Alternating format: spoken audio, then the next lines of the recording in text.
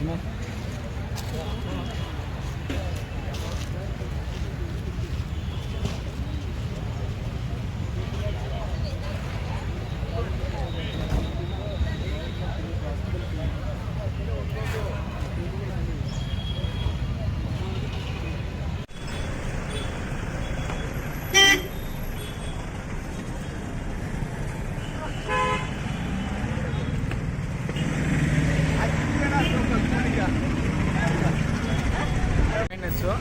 Range లో అసలు ఎంత చెండలం ఒక స్టార్ హీరోకి చేయాల్సిన మెయింటెనెన్స్ మాత్రం ఇక అసలు ఇక్కడ లేదు.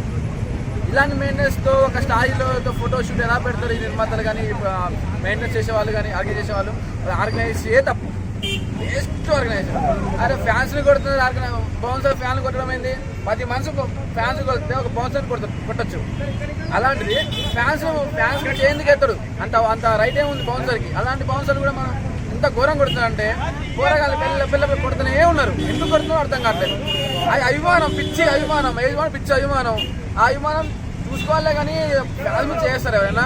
అంత రైట్ కూడా లేదు వాళ్ళకి. ఫ్యాన్స్ తోసేయాలి, కొట్టడాలు ఏంది మరి ఘోరం కొడుతున్నారు. అసలు బౌన్సర్లు వేస్ట్ అంటే వేస్ట్, పని వేస్ట్. ఇలాంటి హీరోని పెట్టి ఇలాంటి మెయింటైన్ చేయడం తప్పు, చాలా పెద్ద తప్పు.